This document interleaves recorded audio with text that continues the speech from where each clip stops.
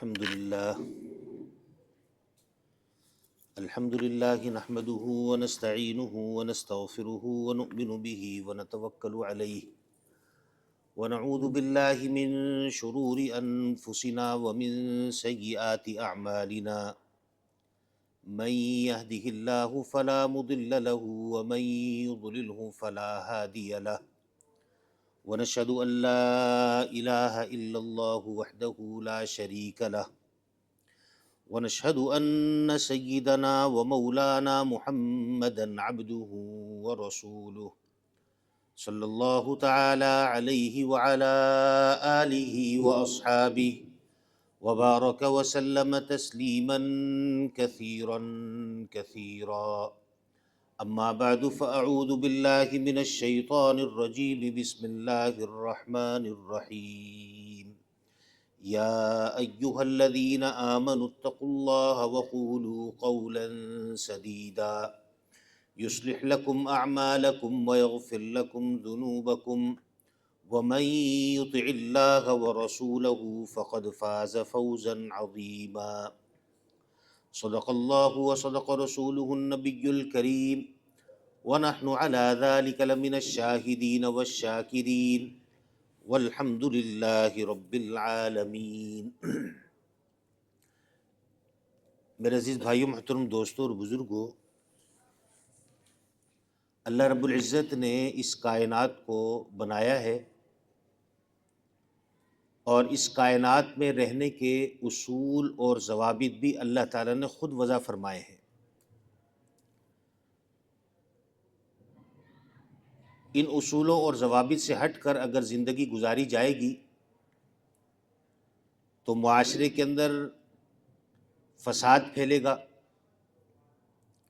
معاشرے کے اندر جرائم کا اضافہ ہوگا اور اسی طریقے پر معاشرے کے اندر بد امنی کے اندر بھی اضافہ ہو جائے گا۔ ہم اگر اپنے موجودہ معاشرے میں غور کریں تو ہمیں یہ نظر آتا ہے کہ معاشرے میں جرائم بہت زیادہ ہے۔ یہ نہیں کہ جرائم کو کنٹرول کرنے کی کوشش نہیں کی جاتی، کوشش تو کی جاتی ہے، اور ہمارے اس موجودہ معاشرے میں جرائم کو کنٹرول کرنے کے جتنے اسباب ہیں شاید ہی کبھی اتنے موجود ہوئے ہوں۔ جدید قسم کے آلات موجود ہیں، جدید قسم کا اسلحہ موجود ہے، لیکن اس کے باوجود ہم یہ دیکھتے ہیں کہ ہمارا معاشرہ جرائم سے پاک نہیں ہوتا۔ اس کی وجہ کیا ہے؟ اس کی وجہ یہ ہے کہ اللہ تعالیٰ نے جو حدود قائم کی ہیں ان حدود سے تجاوز کیا جاتا ہے۔ اب دیکھ لیں ہمارے ہاں اس شہر کراچی کے اندر بدامنی کتنی عام ہے، چوریاں ہیں، ڈاکے ہیں، اور معمولی سی کوئی بات ہو جائے تو ڈاکو گولی مار کے چلے جاتے ہیں، اور ان ڈاکوؤں کو کوئی پکڑنے والا بھی نہیں ہے، حالانکہ اسباب موجود ہیں، جگہ جگہ کیمرے لگے ہیں۔ اگر کوئی شہری معمولی سی غلطی کرتا ہے تو اس کے گھر پر ای چالان پہنچ جاتا ہے، لیکن پکڑا نہیں جاتا تو ڈاکو پکڑا نہیں جاتا، پکڑا نہیں جاتا تو قاتل پکڑا نہیں جاتا۔ تو اس کے اسباب، اس کے کیا عوامل ہیں، اس کے کیا اسباب ہیں، ان میں غور کرنے کی ضرورت ہے۔ اسی طریقے پر ہمارے ملک کے اندر بدامنی پھیلی ہوئی ہے مختلف علاقوں میں۔ ہم دیکھتے ہیں کہ کچے کے ڈاکو ہیں، ختم ہونے کا نام ہی نہیں لیتے۔ حالانکہ ہم اگر کہیں تو ہم یہ کہتے ہیں کہ جی ہماری جو افواج ہیں وہ سپر پاور ہیں، قوت موجود ہے، ہم ایٹمی طاقت رکھنے والے ہیں، لیکن ہم سے کچے کے ڈاکو ختم نہیں ہوتے۔ اس طرف نکل جائیں، بلوچستان کی پٹی میں چلے جائیں تو بلوچستان سے گزرتے ہوئے اگر کسی عام آدمی نے کوئٹہ پہنچنا ہے تو اس کے لیے ناممکن بن چکا ہے کہ بدامنی اتنی زیادہ ہے کہ وہاں سے وہ گزر کر دکھا دے۔ غرض یہ ہے کہ معاشرے کے اندر جرائم بہت پھیلے ہوئے ہیں، اور ہمارے پاس یہ بات نہیں کہ اس کے ختم کرنے کے اسباب موجود نہیں، اسباب بھی موجود ہیں، اور یہ بات نہیں کہ اس کے لیے کوشش نہیں کی جاتی، کوشش بھی کی جاتی ہے، لیکن ہم اپنی کوشش میں ناکام کیوں ہیں؟ اس بارے میں سوچنے کی ضرورت ہے اور غور کرنے کی ضرورت ہے کہ باوجود کوشش کے ہم ناکام کیوں ہوتے ہیں۔ تو اس میں سب سے بڑا سبب ہمیں یہ سمجھ میں آئے گا کہ ہمارے ہاں انصاف نہیں ہے، ہمارے ہاں قاعدہ ہے، قانون ہے، لیکن اس کے اوپر عمل نہیں ہے۔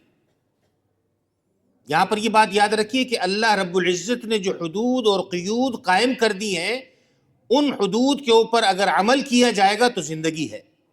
اس لیے تو اللہ تعالیٰ نے فرمایا نا کہ وَلَكُمُ الْقِصَاصُ فِي الْحَيَاةِ، قصاص کے اندر زندگی ہے۔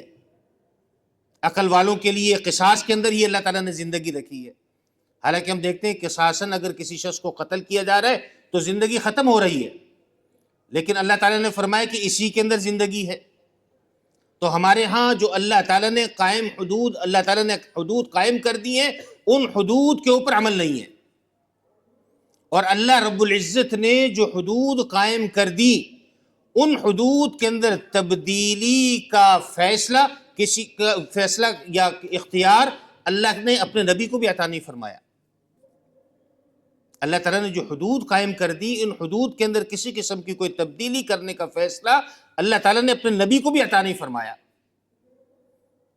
حضور نبی کریم صلی اللہ علیہ وسلم کے دور میں مدینہ منورہ میں ایک شہزادی تھی جس کا نام تھا فاطمہ، مخزوم قبیلے سے تعلق رکھتی تھی، اور اس سے چوری سرزد ہو گئی۔ شہزادی تھی، جرم ثابت ہو گیا۔ حضور علیہ الصلوۃ والسلام نے فیصلہ فرمایا کہ قرآن کریم کی تعلیمات کی روشنی میں چور کا ہاتھ کاٹنا چاہیے۔ حضور علیہ الصلوۃ والسلام نے فیصلہ فرما دیا۔ اسی اثناء میں بعض صحابہ تھے، آپس کے اندر بیٹھے، انہوں نے سوچا، غور کیا، کہا کہ یہ تو مخزوم قبیلہ بہت بڑا قبیلہ ہے، اور مخزوم قبیلے کے بہت سے لوگ اسلام میں آ گئے ہیں۔ اب اگر اس کی شہزادی کے ہاتھ کو کاٹا جائے گا تو کہیں ایسا نہ ہو کہ لوگ اسلام سے متنفر ہو جائیں۔ لوگوں نے آپس میں بیٹھ کر کچھ صحابہ نے سوچا، لیکن اب یہ بات نبی کریم صلی اللہ علیہ وسلم سے کون کرے؟ ہر ایک ڈر رہا تھا، خوف تھا، ڈر تھا کہ نبی کریم صلی اللہ علیہ وسلم سے کیسے بات کی جائے۔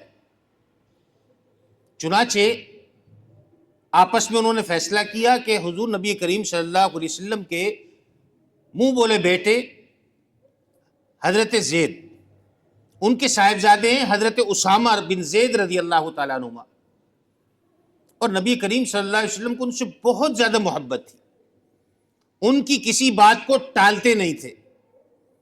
تو صحابہ نے کہا کہ حضور نبی کریم صلی اللہ علیہ وسلم کو ان سے محبت بھی ہے، اور اسی محبت کے نتیجے میں ان کا لقب ہی حب رسول اللہ پڑ گیا ہے کہ اللہ کے رسول صلی اللہ علیہ وسلم کا محبوب۔ تو ان کو ہم تیار کرتے ہیں کہ یہ جا کر حضور صلی اللہ علیہ وسلم سے بات کریں کہ اس فیصلے کو نظر ثانی کیا جائے اور اس فیصلے کو کالعدم کر دیا جائے۔ چنانچہ حضرت اسامہ حضور نبی کریم صلی اللہ علیہ وسلم کے پاس حاضر ہوئے اور آ کر کے کہا کہ یا رسول اللہ صلی اللہ علیہ وسلم، بعض صحابہ نے ایسے ایسے سوچا ہے کہ اگر اس فیصلے کو کالعدم کر دیا جائے، کہیں ایسا نہ ہو کہ اس کے نتیجے کے اندر مخزوم قبیلے کے لوگ مرتد ہو جائیں، اسلام کو چھوڑ جائیں، اس لیے آپ اس فیصلے پر نظر ثانی کر لیں۔ حضرت اسامہ نے جیسے ہی یہ بات کہی تو حضور نبی کریم صلی اللہ علیہ وسلم کا چہرہ مبارک غصے میں سرخ ہو گیا،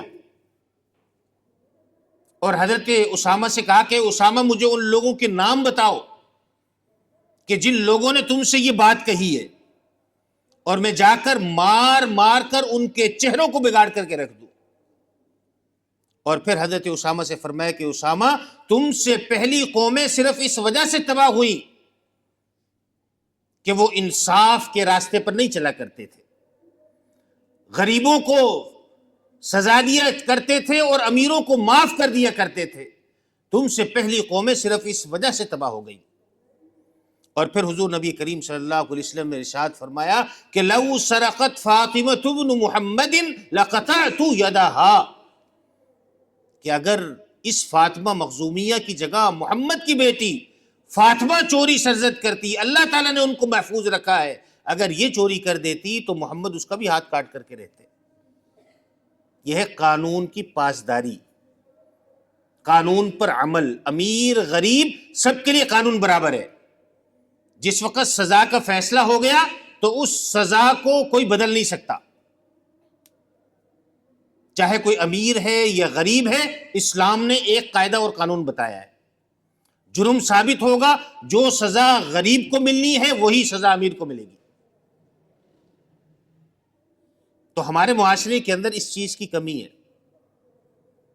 ہمارے ہاں ہمارا قانون پیسوں پر بکتا ہے، ہمارے ہاں قانون کو موم کی ناک بنا لیا گیا ہے، جو جیسے چاہتا ہے پیسے کے ذریعے سے اس کو موڑ دیتا ہے۔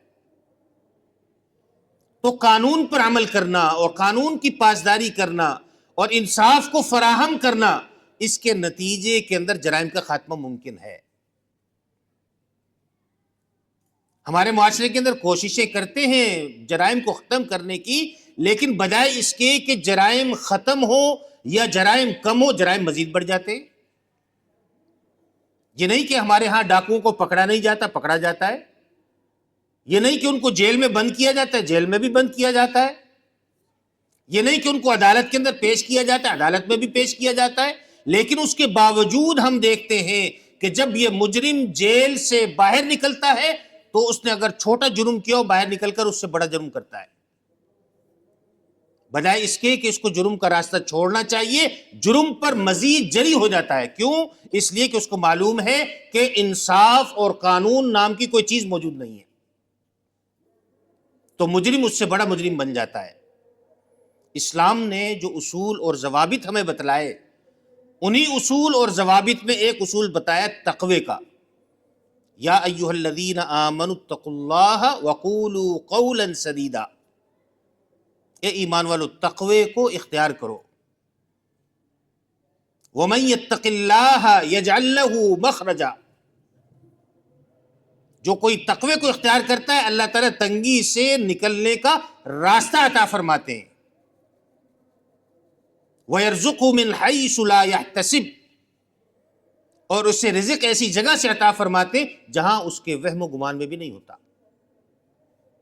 وَمَنْ يَتَوَكَّلْ عَلَى اللَّهِ فَهُوَ حَسْبُهُ، اور جو اللہ تعالیٰ پر بھروسہ کرتا ہے اللہ تعالیٰ اس کے لیے کافی ہو جاتے ہیں۔ اور اسی طریقے پر اللہ تعالیٰ نے یہ ارشاد فرمایا کہ وَمَنْ يَتَّقِ اللَّهَ يُكَفِّرْ عَنْهُ سَيِّئَاتِهِ، کہ جو اللہ کا تقوی اختیار کرتا ہے تو اللہ تعالیٰ اس کے نتیجے میں اس کے گناہوں کو معاف فرما دیتے ہیں۔ وَيُعْظِمْ لَهُ أَجْرًا، اور اس پر بڑا اجر عطا فرماتے ہیں۔ تو یہ جو تقوی کی تلقین کی گئی ہے، یہ تقوی ایک ایسی چیز ہے کہ اس کے نتیجے میں معاشرے سے جرائم ختم ہو سکتے ہیں۔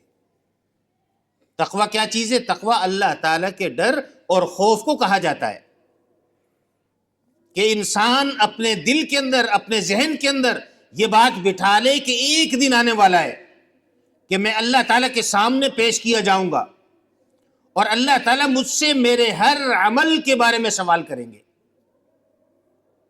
وہاں سب لوگ جمع ہوں گے، یہ نہیں ہوگا کہ اللہ تعالیٰ سب سے ایک ہی سوال کریں گے اور سب اس کا جواب دے دیں گے، ایسا نہیں ہوگا، بلکہ اللہ تعالیٰ فردن ہر ایک آدمی سے اس کے اعمال کے بارے میں سوال کریں گے، اور اس کو اپنا جواب وہاں پر دینا پڑے گا کہ دنیا کے اندر اچھائیاں کی تو اس کا اچھائی کا بدلہ ملے گا، اور اگر دنیا کے اندر برائیاں کی تو اس برائیوں کا خمیازہ آخرت کے اندر بھگتنا پڑے گا۔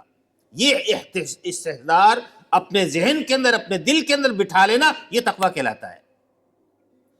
حضور نبی کریم صلی اللہ علیہ وسلم نے صحابہ کرام رضوان اللہ علیہم مجمعین کے دلوں کو مانجا، ان کی اصلاح کی، ان کے اندر تقویٰ پیدا فرمایا۔ هو الذی بعث فی الامیین رسولا منہم یتلو علیہم آیاتی ویزکیہم، ان کے سامنے قرآن کریم کی آیتیں پڑھ کے سنائیں اور ان کے دلوں کا تزکیہ فرمایا، ان کے دلوں کو صاف فرمایا، اور ایسا صاف کر دیا تھا کہ ان کو ہر جگہ پر اللہ تعالیٰ کا استحضار رہتا تھا، اللہ تعالیٰ کا ڈر اور خوف ان کے دل میں ہر وقت رہتا تھا۔ آج ہمارے ہاں مجرم اس جگہ سے ڈرتا ہے جہاں اس کو پکڑے جانے کا خوف ہو۔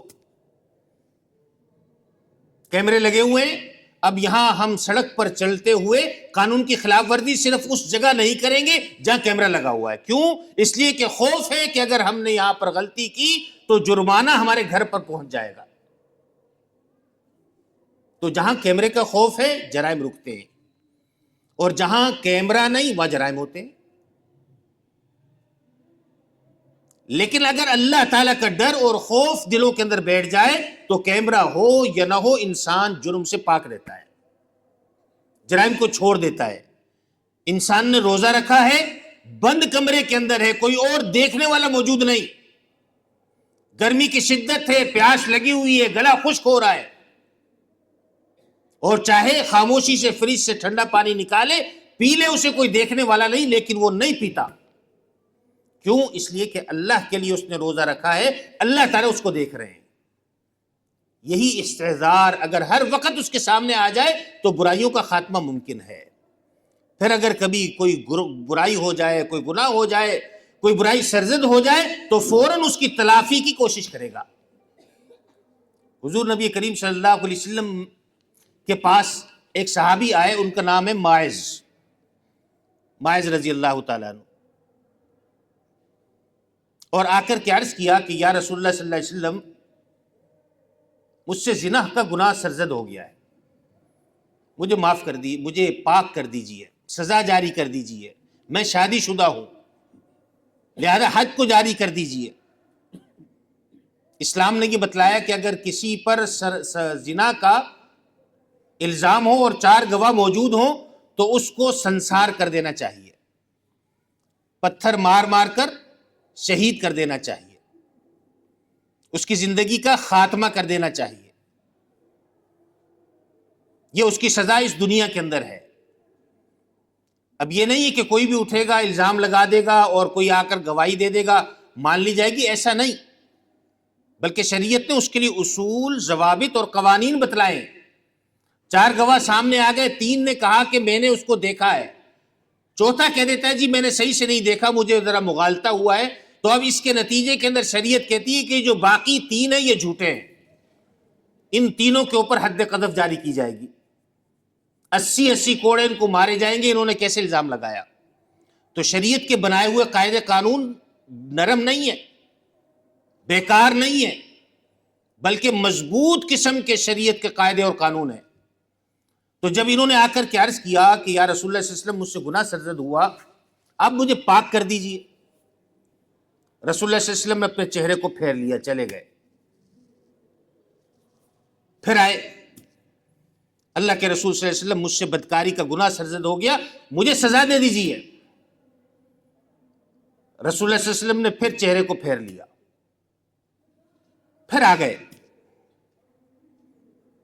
آ کر کے عرض کیا کہ یا رسول اللہ صلی اللہ علیہ وسلم، مجھ سے گناہ ہوا ہے، مجھ پر حد جاری کر دیجئے. پھر چہرے کو پھیر لیا، چوتھی مرتبہ پھر آ گئے. اب آپ یہ دیکھیے کہ کوئی پکڑ کر نہیں لا رہا،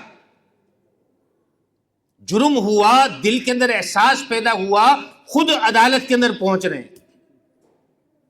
یہ کیا چیز ہے؟ یہ اللہ تعالیٰ کا ڈر اور خوف ہے. دل کے اندر اللہ تعالیٰ کا ڈر اور خوف بیٹھا ہوا ہے کہ اگر آج دنیا کے اندر اس بدکاری کا، اس بدفعلی کا، اس گناہ کا خمیازہ دنیا کے اندر اگر نہ بھگتا، آخرت کے اندر بھگتنا پڑے گا. اللہ تعالیٰ کے سامنے اس چیز کا جواب دینا پڑے گا. اس جواب دہی سے بچنے کے لیے اپنے معاملے کو دنیا کے اندر صاف فرما رہے ہیں. تو چوتھی مرتبہ جب آئے، پھر یہی بات کی کہ مجھ سے گناہ سرزد ہوا، مجھے پاک کر دیجئے. تو رسول اللہ صلی اللہ علیہ وسلم نے صحابہ سے کہا کہ بھائی دیکھو یہ پاگل تو نہیں ہے. کہا یا رسول اللہ صلی اللہ علیہ وسلم، میں پاگل نہیں ہوں. کہا دیکھو یہ کہیں نشہ کر کے تو نہیں آیا. دیکھا، کہا نشہ بھی نہیں کیا ہوا اس نے. یہ کیا تھا؟ یہ اس کو موقع دیا جا رہا، بھائی جا تو اللہ سے معافی مانگ. یہ نہیں کہ جیسے کوئی آیا اس پر سزا جاری ہو گئی، ایسا نہیں تھا، بلکہ شریعت نے جو ضوابط، جو قوانین رکھے تھے ان پر عمل داری تھی. 4 گواہ موجود نہیں، مجرم خود اقرار کر رہا ہے تو 4 مرتبہ اس سے اقرار کروایا، اور اس کے بعد پھر کہا کہ اس کو لے جاؤ اور پتھر مار مار کر اس کو سنسار کر دو. چنانچہ صحابہ ان کو لے گئے اور ان کو پتھر مار مار کر ان کو سنسار کر دیا گیا، ان کی جان نکل گئی. یہ ایک واقعہ ہے جو شریعت نے ہمیں یہ واقعہ بتلاتا ہے کہ شریعت پر عمل اور شریعت کے جو قوانین ہیں اس کی پاسداری ہونا چاہیے۔ اسی طریقے پر حضور نبی کریم صلی اللہ علیہ وسلم کے پاس ایک خاتون آئی، بچوں باتیں نہیں کرو، ایک خاتون آئی اور آ کر کے کہا کہ یا رسول اللہ صلی اللہ علیہ وسلم، میں شادی شدہ عورت ہوں، مجھ سے بدکاری ہو گئی، اس بدکاری کے نتیجے میں حمل ٹھہر گیا ہے، لہذا یہ جو بدکاری ہوئی طہرنی یا رسول اللہ، اے اللہ کے رسول صلی اللہ علیہ وسلم آپ مجھے پاک اور صاف کر دیجئے۔ رسول اللہ صلی اللہ علیہ وسلم فرمایا کہ دیکھو تمہارا قصور ہے، اور اس قصور کے نتیجے میں جو بچہ آنے والا ہے اس کا کوئی قصور نہیں، جاؤ چلی جاؤ، جب بچہ پیدا ہو پھر دیکھیں گے۔ خاتون چلی گئی، وقت گزرا، بچہ پیدا ہوا، دربار اقدس کے اندر حاضر ہو گئی، یا رسول اللہ صلی اللہ علیہ وسلم بچہ پیدا ہو چکا ہے، سزا دے دیجئے، مجھے پاک کر دیجئے، مجھے صاف کر دیجئے۔ رسول اللہ صلی اللہ علیہ وسلم نے فرمایا کہ تمہارا قصور ہے، اس بچے کا کوئی قصور نہیں، جاؤ لے جا کر اس بچے کو دودھ پلاؤ۔ چنانچہ یہ اس کو لے کر کے چلی گئی۔ دودھ پلانے کی مدت تقریباً 2.5 سال ہے، اور اسی طریقے پر حمل کی مدت تقریباً 9 سال ہے، 9 مہینے ہے۔ 9 مہینے یہ 2.5 سال دودھ پلانے کے، کتنا لمبا عرصہ ہے۔ اور آپ دیکھیں کہ کوئی اس مجرم کو پکڑ کر نہیں لایا، مجرم خود چل کے آیا ہے، اور شریعت اس کو اجازت دے رہی کہ جاؤ جاؤ اللہ سے توبہ کرو، معافی مانگو، چلی جاؤ یہاں سے۔ لیکن اس کے باوجود اس کی ندامت ہے جو اس کو رکنے نہیں دے رہی کہ کل قیامت کے دن اللہ کے سامنے کھڑے ہو کر کیا جواب دوں گی۔ چنانچہ دودھ پلایا، دودھ پلا کر پھر اس حالت میں واپس آئی کہ اس بچے کی ہاتھ میں روٹی کا ٹکڑا پکڑا ہوا ہے، اور وہ بچہ اس روٹی کو کھا رہا ہے۔ کہا یا رسول اللہ صلی اللہ علیہ وسلم دودھ پلانے کی مدت مکمل کر چکی ہوں، بچہ اپنے ہاتھ سے روٹی کھانے کے قابل ہو چکا ہے، لہذا طہرنی یا رسول اللہ، یہ اللہ کے رسول صلی اللہ علیہ وسلم آپ پاک اور صاف کر دیجئے۔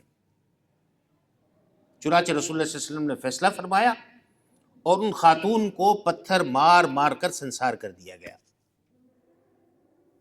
اور جس وقت ان کا جنازہ تیار ہوا، رسول اللہ صلی اللہ علیہ وسلم ان کا جنازہ پڑھانے کے لیے آگے بڑھنے لگے۔ حضرت عمر فاروق رضی اللہ تعالیٰ عنہ آگے بڑھے، کہا یا رسول اللہ صلی اللہ علیہ وسلم ایک بدکار فاحشہ عورت ہے، اس کا جنازہ پڑھانے آپ جا رہے ہیں؟ تو رسول اللہ صلی اللہ علیہ وسلم کا چہرہ مبارک غصے سے سرخ ہوا، اور فرمایا کہ اے عمر، اس خاتون نے جو توبہ کی ہے، اس توبہ کا 30واں حصہ اگر مدینہ کے لوگوں پر تقسیم کر دیا جائے تو سارے مدینے والوں کی مغفرت ہو سکتی ہے، ایسی توبہ اس عورت نے کی ہے۔ چنانچہ رسول اللہ صلی اللہ علیہ وسلم نے اس کا جنازہ پڑھایا۔ تو یہ واقعات ہمیں یہ بتلاتے ہیں کہ قانون پر عمل داری اگر ہم کر لیں گے تو معاشرے سے برائیوں کا خاتمہ ممکن ہو جائے گا۔ جرائم کی روک تھام کے لیے یہ نہیں ہے کہ پکڑ کے جیل میں بند کر دیا جائے، بلکہ جرائم کی روک تھام کے لیے ہے کہ ان جرائم کرنے والوں کا تزکیہ نفس کرنا چاہیے، جو حضور نبی کریم صلی اللہ علیہ وسلم نے صحابہ کا فرمایا، والذی بعث فی الامیین رسولا منہم یتلو علیہم آیاتہ ویزکیہم ویعلمہم الکتاب والحکمہ ویزکیہم، دلوں کا تزکیہ کیا۔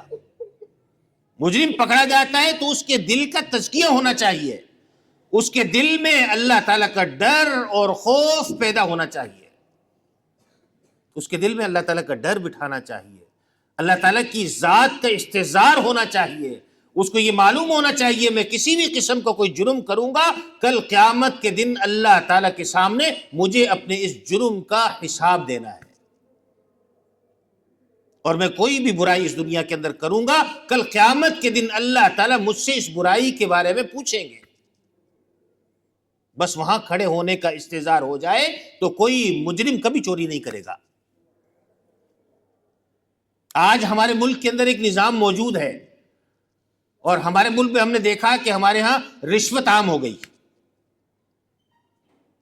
رشوت عام ہو گئی، اتنی عام ہو گئی کہ ہمارا کوئی بھی محکمہ، کوئی بھی ادارہ ایسا نہیں کہ جہاں پر بغیر رشوت کے ہمارا کام ہوتا ہو۔ تو ہمارے نظام نے، ہماری حکومت نے یہ بات سوچی اور یہ فیصلہ کیا کہ جی رشوت کا خاتمہ ہونا چاہیے۔ تو ہماری حکومت نے ایک محکمہ مزید بنایا، اس کا نام ہے محکمہ رشوت ستانی۔ اس کا کام کیا ہے؟ رشوت کو روکنا۔ اب اس کے نتیجے کے اندر کیا ہوا کہ محکمہ تو بنا دیا، آپ خود بتلائیے کہ کیا اس سے رشوت کم ہوئی یا زیادہ ہو گئی؟ زیادہ ہو گئی۔ جہاں 100 روپے رشوت جاتے تھے اب 150 جاتے ہیں۔ باقی لوگوں کی بھی رشوت ہے، پھر رشوت ستانی والوں کے لیے اس رشوت میں سے الگ حصہ ہے۔ تو جرائم کو ختم کرنے اور روکنے کا یہ ذریعہ نہیں ہے، آپ اس انداز پر ختم نہیں کر سکتے۔ اگر معاشرے سے برائیوں کا خاتمہ کرنا ہے، جرائم کا خاتمہ کرنا ہے، تو اس کے لیے دلوں کو مانجنا پڑے گا، دلوں کے اندر اللہ تعالیٰ کا ڈر اور خوف بٹھانا پڑے گا۔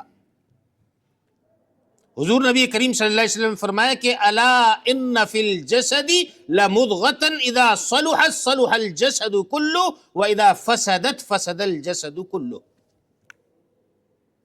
کہ انسان کے جسم میں ایک لوتھڑا ہے،